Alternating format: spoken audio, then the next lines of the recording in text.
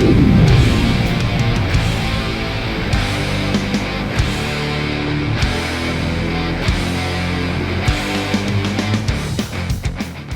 back to Live With, brought to you by Species Nutrition. Visit speciesnutrition.com. I'm Dave Palumbo, and today's guest is a very good friend of mine, and he's got a new documentary out that showcases his entire life leading up to this point. I just got done watching it about a couple days ago. It is awesome, and the guy I'm talking about, of course, is the real deal himself, Chris Cormier. Welcome back to the show. Thank you, Dave. Thanks for having me, brother. Wow. Was I blown away by that documentary? That was great. Who did that documentary, Chris? Well, I had got approached from my guys from Australia. He did just compiled a lot of information about me. The same guys that did the ones with Flex Wheeler. Oh, okay, yeah, they did a great job in that too, yeah. Yeah. And so it was, Gary approached me and said, "Hey, I got an idea. We did flexes and, Gary Phillips been around a long time, but he, Gary Phillips? Yeah, Phillips. Gary Phillips, okay. Yeah, he had a lot of footage of me and photos of most of the guys from over the years, mainly from UK all the way to Australia. So. Yeah, so he approached me with the idea, and I was like, all for it, and I just started talking. It's been, for the last couple of years, we've been filming different guys and different people and situations, so, I was going to say, Chris, this was a very, very in-depth, sensitive, emotionally deep, introspective documentary on you. It had to be, you had to be in the right place to do this, because I don't think 5 years ago you could have done this documentary. No, just because I felt comfortable.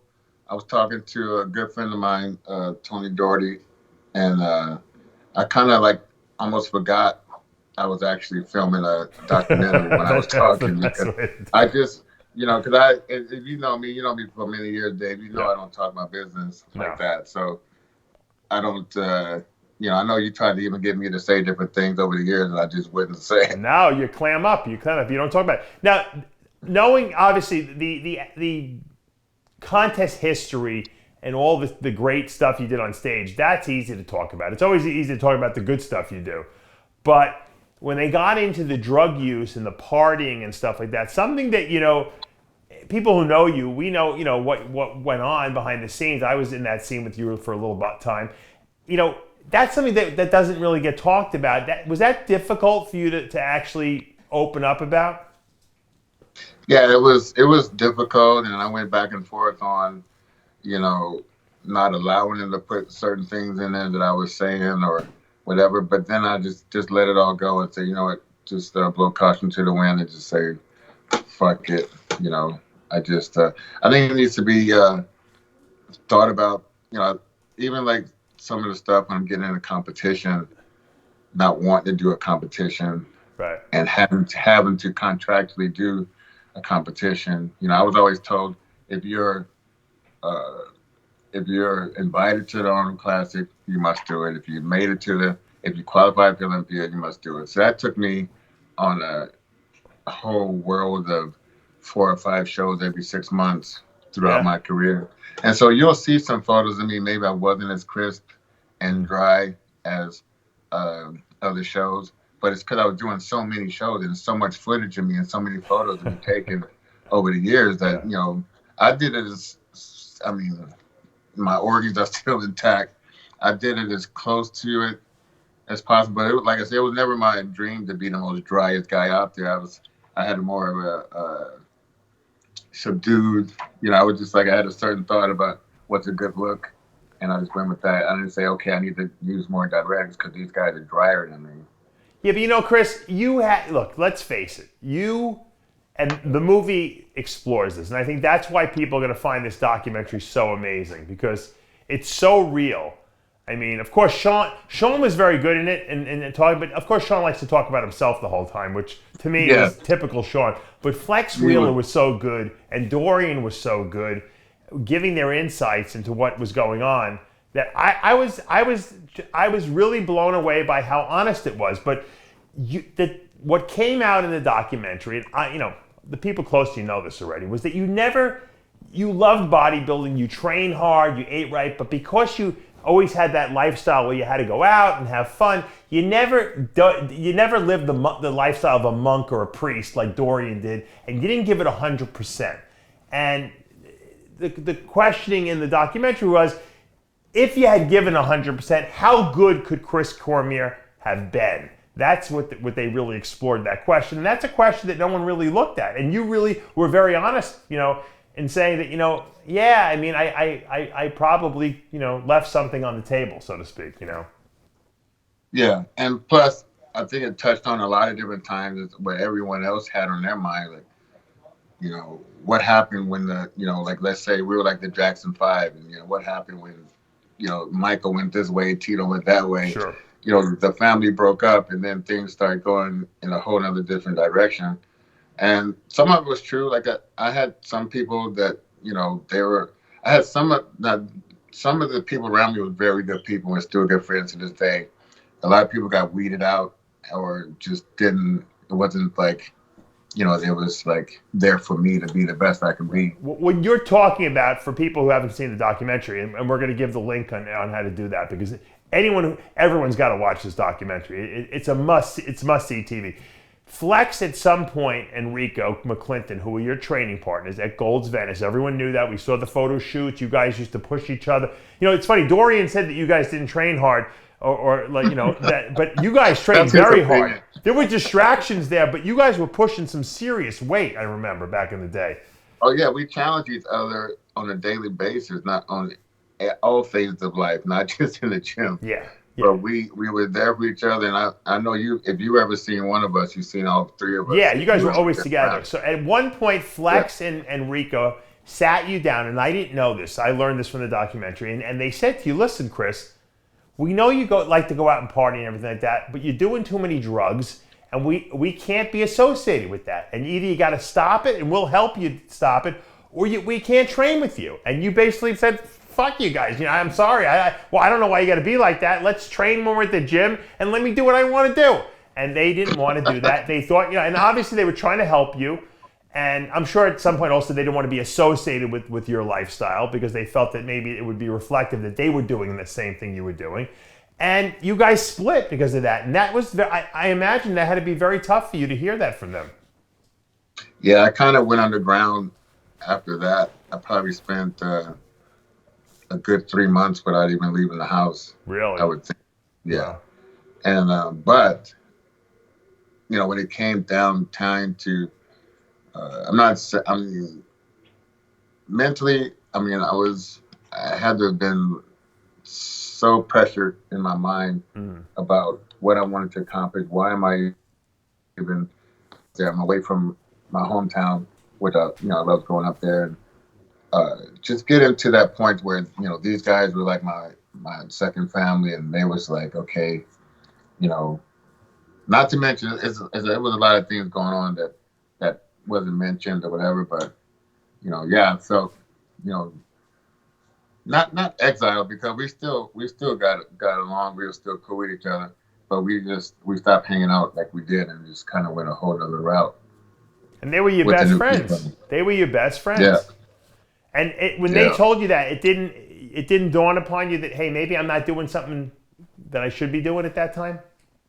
It was just hard, because you're around people, and that, your forward frame of mind, they all telling you they love you, they all there for you, whatever. But that life it's fake in a way, to where it's like it's not a reality, not so reality. Right. So, but yeah, it was tough, man. But we went head to head, and like Flex said, it was a lot of times we about came to blows, in the gym about different subjects.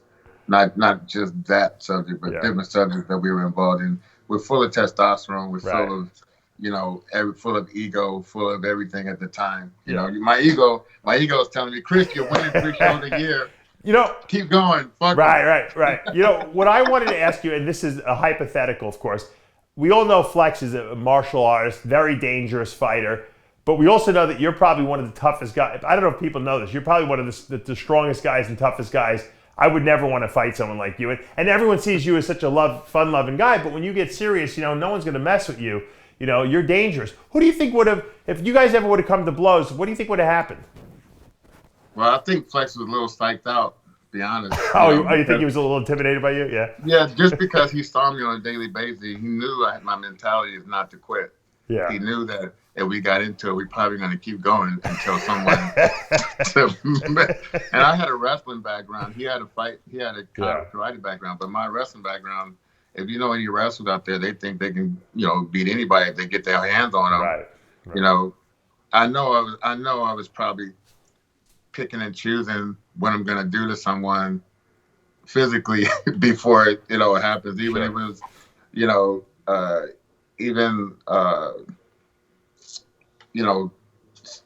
just being around each other. But like I said, being in the gym and doing the training and doing the whole thing with each other, we knew that it's not something we really wanted to do. No, it would have been a disaster. We were gonna clash. We had to be pulled apart inside of Gold's Gym multiple times by Rico. Wow. And it's funny because Rico is also very strong, but Rico was like the voice of reason between you two guys. I mean, it was right.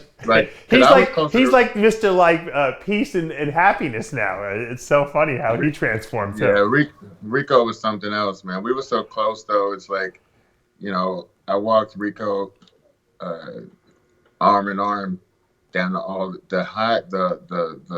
hallway to see his mother when she passed for the last time. And, we got so many different stories that was just like, we've been at each other's bedsides full of tears. And at the end of the stage, screaming our head off for each other for a bodybuilding win, or, just making it through that, that era of bodybuilding that was so high-packedly, like it was just so intense. To be honest with you, look, I told a story, I think, on Heavy Muscle Radio when I was talking about the documentary to Chris Aceto, and I said, I don't know if it was 2002 or 3. Remember that year you did the Olympia, and you were kind of hanging out with that girl that we both knew, and you were like, I saw you like 3 days out, and you looked like you couldn't win Mr. Long Island. And you transformed. I don't even know what you did. I don't think you slept for 48 hours before the show. You transformed into looking like terrible and soft to like you could win, anything. You were amazing. I couldn't believe the transformation you made. And you would do that at almost every show. You had some kind of technique that you used, whether it was, something that I don't think anyone else could have ever pulled it off what you used to do. Why would you go from so terrible to so amazing? What was going on in your body that you knew you had to change those last 3 days? Was it water retention? Yeah, a lot of water, because I would try to keep my fat low, but I wanted to hold water because it was helping me in my energy and helping me in my strength. Right. So I kept my sodium, really high. And a lot of times I didn't just, I worked with Chris Aceto. I still respect a lot of stuff that he do and methods that he would use. I worked with Chad Nichols. I got to the point where Chad was bringing me into the show the last 2 weeks, but I would do mostly the heavy lifting. And you did most of your own preps over the years, right? Yeah, mostly, yeah. But like I say, I got the guidance first, and then after a while, I was just like, okay, just like you work with people, you don't always have to babysit. Yeah, you know what you're doing after a while. Yeah. I don't need someone to tell me how much cardio I need to do. I don't need someone to tell me how much posing I need to do, because I'm, you can grant it, you can take that to the bank that I'm gonna be, all in on that. So doing what's necessary, but I always had a look, and everyone always thought that I wasn't in shape or I wasn't ready or whatever, and but to me I was fine. I was fine. And so I would just do the necessary water dropping and filling out, but the skin was still tight to the muscle, but it was just really a watery look. Yeah, you just did, but you didn't worry about it. You were like, no, I'll be okay. And you knew how to do it. Yeah. You knew how to dry yourself out. And actually, you would actually look better the next day sometimes, especially because after the show you'd go out all night, you wouldn't sleep, you'd wake up in the morning, eat McDonald's, and then go to the photo shoot, and you would get these crazy freaking photo shoots you would do. Yeah, so I would go. I mean, I remember one was really, really tough was after I lost that Arnold Classic 05 with Dexter. Yeah. And that's the one I was like, okay, I got this one now. Shit, I got this. You know, Dexter never beat me before. Right. And, you know, it can't be now. No one else is in the show that I was worried about, but, you know, would be Dex. And, of course, I had some shenanigans going on that Friday night before the show. I'm not even in my hotel room, and I ain't going to tell you about that one, but you can imagine. And then I'm coming back, and I was a little flat that day, and I lost it, and I was like, I was just so sure that all I got to do is just come in shape, and I'm good, you know, and it wasn't the case. You know, Dexter's he was someone I mentored over the years. He knew what to do, and he knows how to compete. I worked with Dexter, not worked with him, but I gave him plenty of tips on how to become a great champ. But let's say, you know, that show, I spent the last, you know, that Saturday night, Sunday, Monday, just partying it up and didn't eat nothing. Then I was like, okay, I'm gonna just drop out of the next show, right?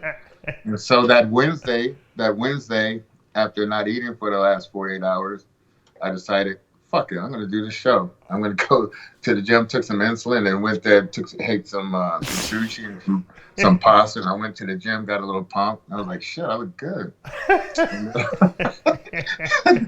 and then I went to San Francisco, and everyone was in Arnold Classic was in that show. I did a little bit more carving.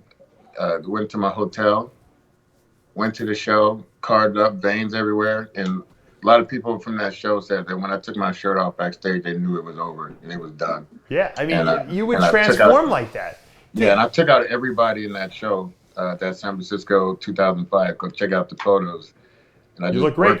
That's why I did you ever do a show 100% where you just completely didn't party, you didn't do anything, you just focused on the show? Was there ever one show? You mean cutting out the bread at 5 weeks out?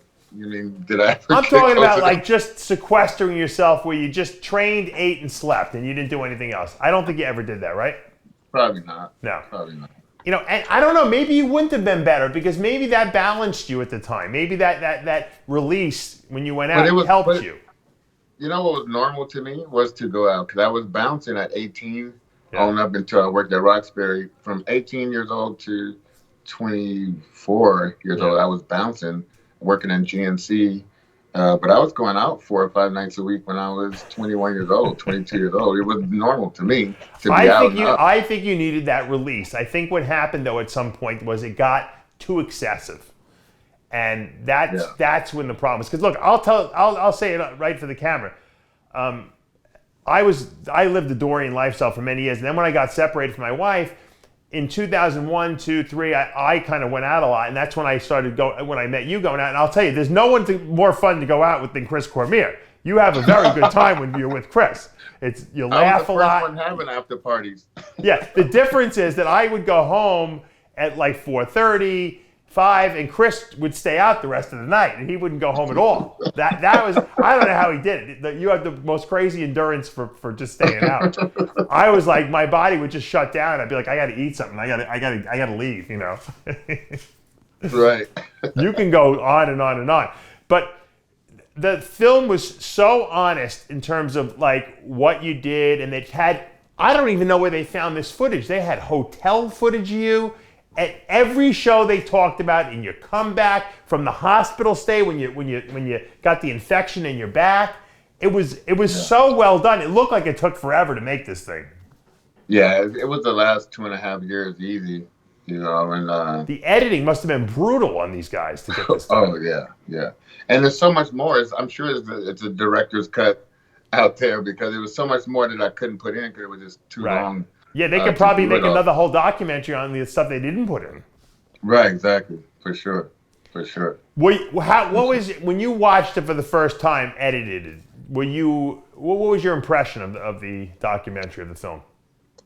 First and foremost was like, where did they get this footage? Who who's following me around like this? There was no Well, you iPhones wouldn't and even know. You were there was scenes where you were like out of it. I think you probably didn't even know people were filming you.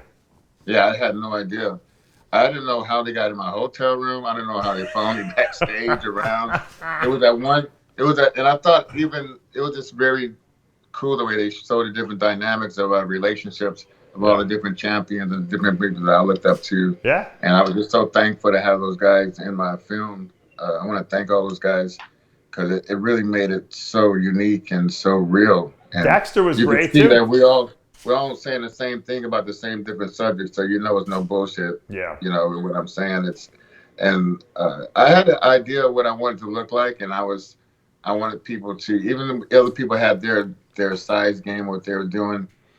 I think they knew that I was still someone they need to take in consideration. That if I came in the right look, then that was going to be hard for people to beat that look. When Dorian contacted you and said, "Hey, look, Chris, you should be Mr. Olympia. I'm not competing anymore. Why don't you come out, stay with me? Okay, you could live in my house. I'm going to train you. I'm going to make you Mr. Olympia because you just need to focus. And if I train you and you live my lifestyle rather than your lifestyle, there's no one's going to beat you." So you go out there and you start training, and then you leave. What happened? You just couldn't take it? No, I could take it. It's just that we've been talking about this even when back in '03 or '04. No, after the we worked out after the 9/11. We were in Qatar and we worked out there, and he was already retired. And there's photos of that also at that scene that he was like trying to instruct me, like, Chris, like I had so much ego that a lot of people couldn't, and that's how I understand. There's so many different people I work with or I'm in touch with. I understand their ego because I was there. I was that person before, so I understand every situation, every ego, every personal feeling about the way you feel about yourself. Because Dorian's like, Chris, you just swinging the weight around, like that's not the way you're gonna ever build your back or whatever. Yeah. And I was like, fuck you, Dorian. I'm not fucking swinging. What are you talking about? And I really, and I honestly didn't think I was, but I totally was just swinging the weight down, up and down, up and down.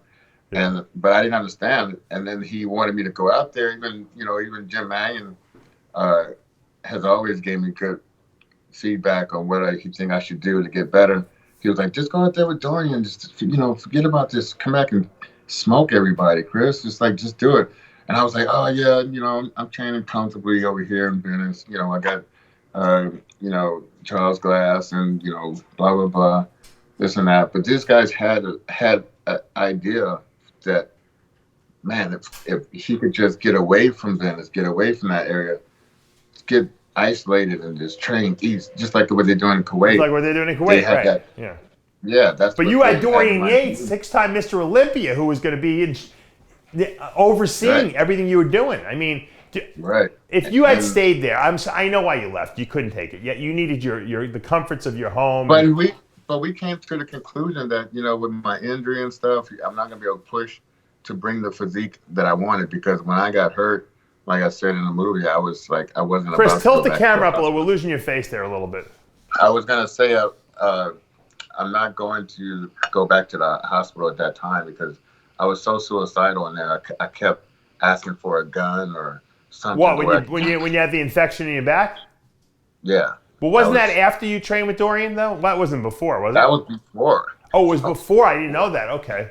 Yeah, that was at the end. That was toward the end. I thought you went earlier in your career. I was on my way. I was trying to go there, but that's why I was in New Jersey. I was going to go right over to England, and I had like 12 weeks out for the show.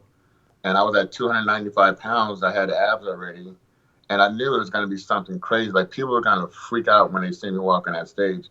And no one ever got a chance to see it because, like I said, I crashed and burned. And what happened to your back? Give me they didn't talk about it in the film. What really happened? How did you get an infection in your back? I was in. Be honest. Yeah. That's what it's all about, Dave. Yeah. I'm on the Dave show. Yeah, it's right. I was in Amsterdam. Munder was bringing me over there periodically, and God rest his soul. and he had me stand in this room, this house. It was just full of products from A to Z. Oh, you And must have been in heaven there. Forget about it. Yeah. And I had my own car. I was going to the gym, going to the clubs whenever I wanted to. I stayed there for 4 or 5 months. I remember. I said that doesn't sound like it's a good place for Chris to be, Amsterdam, where everything's legal. Yeah. I was having a good time, and it was good. It was cool. You know, I didn't have nothing to do but just do what I was doing. So I went out there and spent the time, and then I was taking some shots in my shoulder, and I wasn't cleaning all the different shots. I sometimes just like take a shot, wipe it off, whatever, right? Yeah. And then nothing went wrong. I went back home. I'm doing some little store appearances with Muscle Tech, and I started to sweat really bad. I'm like, damn. I'm like, what the hell, right? So I called a friend of mine who was a doctor, and I said, hey, I need some antibiotics. I said, I feel like I got an infection. And he said, okay, I'll put you some in, order in for you. So once he did that, it was the wrong antibiotics. So it calmed down the area. It took the fever away, but it was still a little something there. And I was like, oh, well, maybe it'll just go up. It would have changed my whole life just to go to the hospital and get the proper medication. That one little stupid decision changed my whole life. Wow. It's a little lazy, stupid decision. So what did you become systemic? It became the infection got into your spinal cord? Yes. So my back was weak because I had a weak back from my younger days. You know, not fully concentrating when I had like so much weight on my back, but I was so strong that I was like cocky, like, you know, this is just. In the movie, they said that you were squatting and some hot girl walked by you. You turned around, and that's when you tweaked your back. Is that true? Exactly. Yeah, it's true. 100%. Chris is squatting with 500, and he turns his head as the girl walks by, as he's in the middle of the set. I did get the girl, but it fucked me up for a minute. So you get this infection in your back, and it's so severe that they actually have to put you into an induced coma, right? Yeah, but the thing is, once it calmed down, it just gave it time to just slowly get into my bloodstream, to my system. So it's fully engulfed my body with this poison.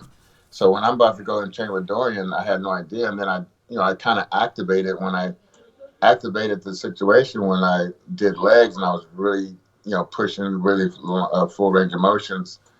And I hurt my lower back, and then all of a sudden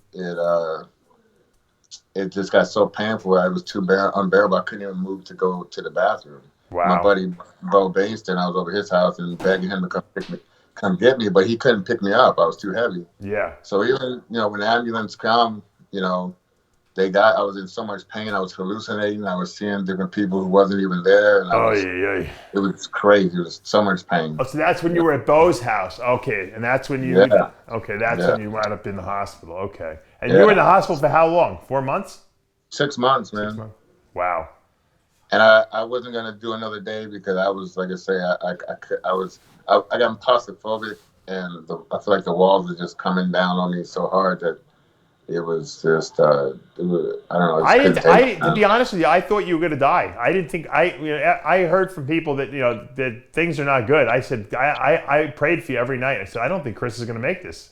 That's dangerous when you get that kind of infection. But that type of situation can kill you in 3 days. I had no idea. Yeah, absolutely. You're lucky. I pulled a Tupac, and when I woke up, and I was like thinking, I was only there for a couple of days, which was freaking me out enough. They said I was there for over a month. I was like, get me the fuck out of here. I'm like, I'm out of here. I'm leaving. And I went to a hotel nearby, and I had my PlayStation there, and I was just like, man, just get me out of this fucking hotel, dude. Like, I had the back brace on, and it was like, but like, if I would have known I was close to dying, I'm sure I would have stayed. You probably would have stayed, of course. But the funny thing is, the doctor came to the hotel twice to see me and check on me in the hotel. Did he really? Yeah, he really did that. Wow. I was smoking weed in a hotel. Oh my God. And shit. Yeah, it was crazy. I was out of my mind. When you went to Amsterdam, what kind of drugs were you doing there? Everything in sight? Yeah, it was just weed and stuff. Yeah. You know, they had a strong weed over there. Yeah, and it's They all they legal. You can just go into this corner store and buy it. yeah, You know. yeah, just What yeah. about the They got some mushrooms? Did you stuff. do the magic mushrooms? Yeah, man, those are cool. Those are You cool. know they're legalizing psychedelics now in this I country. know, man. I'm catching on to that now. I'm like, Dorian, Dorian wanted me to go over there to do that ayahuasca every day. Ayahuasca, you would love. You should do it. You would love that. Yeah, yeah. I want to get I the think right you're at a good point in your situation. life to do it now because it's a very very deep spiritual experience. You know. Yeah, I'm really interested in that, man. You and Dorian became very good friends, and Dorian even says that in the movie that he considers you very close. Yeah, very close. And you know, it's just funny because people don't understand how he really was. They see him now, and he's approachable and everything, but he wasn't that approachable when we were competing. No, he was He terrible. didn't want to. He didn't want to talk to us. He didn't want to have too much friendship with us. He talked to me. Like I said, we met in 1990, and then we gradually start talking more and more and more. But he took a different kind of liking to me more than other guys. Yeah. He felt like probably we had like similar backgrounds, and it was sort of the same in some ways, but not the same in a lot of ways. Mm.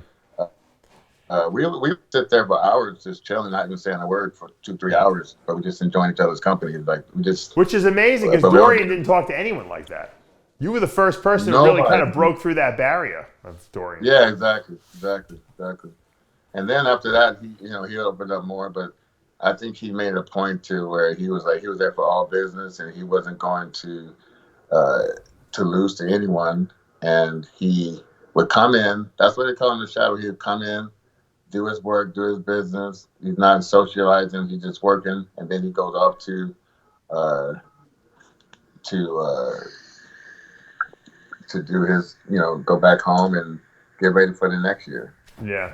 You know, I think if you would have gone out to Dorian earlier, before all the back issues, I think he would have made you Mr. Olympia. If he could Oh, have gotten you to stay there and you would have just said, all right, you know what, Dorian, you do what you got to do. I'm going to listen to you. I think you would have, you could have stayed on your weed just to calm you down. No other drugs. And he would have controlled every variable. I think you would have been Mr. Olympia. I I really believe think that. I so believe too. that in my heart. I really think so too, man. It was, I was, oh man, like I said, you could Because always you do can it train. but People again. don't know you are very strong, and you would have been able to do his workouts. A lot of people can't survive what he puts people through. You would have made Oh it yeah, fine. yeah, oh yeah. And that's the thing. We just kind of looked at each other like, I don't. He just gave me his honest opinion about if he think I could have made a run for it. I was like 43 years old at the time. Uh, I'm talking earlier. This is you. I think it was a little too oh late yeah, yeah, already. yeah, for sure, yeah. Oh yeah, he was trying to get like around. I was 32 to 35 years old. He was really like saying, man, like you can do this, man. He was just like. I remember one time he pulled me into his room and I was like ready to go out. We're in Vegas and he was staying in. It was like around 10:30 at Yeah. night, and I was like looking at the door, like itching to go, like. And he's like giving me a serious talk, like, Yeah. what are you gonna do, man? Like, why don't you come into my room and talk to me? And like, he's like, what are you doing, man? Like, you want to you want to rock and roll, or you want to be a bodybuilder? Like, what's your aim here? Yeah. And like I say, I was just looking at the door, like, You just wanted to all party. You right, didn't take him seriously, obviously. yeah, you got to be at the right time. That's another thing Yeah. that somebody goes, you just got to be at the right time mentally. And physically, everything's got to line up for you to make that run. I truly believe in my heart, had he got a hold of you, or anyone would have gotten a hold of you and got you sequestered somewhere, even an oxygen gym, I think you would have beaten Jay. I think you would have, all those years Jay was winning, I think and Dexter, I think you could have been Mr. Olympia those years. I don't know if you Yeah, would have I don't know if Phil would have knocked you off at some point, but I think you would have been better than those guys had you been able to live the lifestyle that they were living, which was that solid focus on the bodybuilding only. I even picked my own physique apart a lot of times, and I wanted more out of my physique. And like you say, a lot of times people would get that rebound from a show or blow Yeah. up. I never blew up. I went down. Right. Yeah, no, I know, because you would go out and party. You would stop And using everything. Yeah. also, but the thing about this, Dave, is how much time can I improve when I'm giving myself a month off of the grind No, you were every competing too month? much too. You were not taking enough off time as well. But you I'm know what? competing way too much, man. I Yeah. couldn't get too much of a difference. But if I would have taken a whole year and I'm just focused on that one day, that would have been a different story. What was your best year that you made the most money? Do you even know? I don't know, but like I say, when I was doing really well, I was winning 3 shows on an average for a period of time. But I was also having high placing. So if I'm in the top 5, 55 or 60 some times in a career, and I'm going to all the European shows, Yeah. you're coming back with 6. I was, you having a pretty big chunk of change in the bank Were the you whole time. were you saving money, or were you spending it like as fast as you were making it? I was spending it, man. Yeah. I was spending. I tried to make some investment deals and situations, but I got fucked out of a lot of situations trying to make probably because you weren't focused. You didn't know what to do with it. It was coming too easy to you. That's what the problem was. Yeah. At first, because I spent a lot of those hard days, having a girlfriend at the time and having $5 in your pocket at Christmas. I spent those days too. I mean, you don't want to just go to your parents all the time for money, so I just did that. But then when the money came, I was like, fuck! I was like, all this money is here now. Like, what the hell am I gonna do now? It's like. But you didn't buy a lot of elaborate things with it. You just spent it in stupid ways, right? Yeah, stupid ways. Or, I had an entourage. So yeah, you weren't buying cars. Chris wasn't buying houses and cars. He was partying it away, basically. Yeah, I was having a good time. I'm in different countries. Like, I'll go to Greece tomorrow. Yeah. Or, I'll go to... Look, you know what? No one can. You had a good time along the way. So part of life is about having a good time also. But the documentary really goes into the life of Chris Cormier and what he could have been, what he did do, it really shows all the accolades and how good you really were, and you get all the top stars in the industry from Flex Wheeler and Dorian Yates and Dexter Jackson, all talking about you. And I think that this was one of the best done documentaries I've seen in a long time. If people want to watch it, they go to what's the site, Chris? www.chriscormier'smovie.com. Okay. I highly guarantee. Look, I don't recommend things very often. I promise you guys out there, if you watch this movie, you will be inspired by it. You'll be touched emotionally by it. It will move you, and you will enjoy the ride and the experience that you go on. So, Chris, they're going to check it out over there. We're going to wrap this interview up, but I'm going to take you. You're not going to hang up on me because I'm going to get you on with Lee Priest on Iron Rage after this, and we're going to talk about 90s bodybuilding. I want to just thank you, Chris, once again for coming on, being so honest about your life, and good luck with the documentary. I think it was a terrific movie. Thanks so much for having me. I wanted to. You were like the first person I thought of because you knew me so well. Over the years and the kind of ups and downs, you kind of had more of an insight than most people about me. And you was like the first person I thought of. I wanted to talk to you. I appreciate that. I consider you, even though we don't see each other all the time, I consider you a good friend. So very few people like that in the industry that I would trust with anything. And I know you're a guy I can call up anytime and you'd be there. And that's what a friend is. And I appreciate the fact that you bring me up when it comes to the different aspects of skills that that I possess. Yeah. And getting out there, I appreciate that. I think you're a better analyzer or analyst, and I think you're a better coach and trainer than you are a bodybuilder. And you are a great bodybuilder. But I think the best is yet to come from Chris Cormier. Yeah, and I try to give people the right way advice, not something, from my ego or something like that. Just what I see in their physique and what I feel like they can improve. And I actually give them a way to improve it, not just say, hey, that's wrong.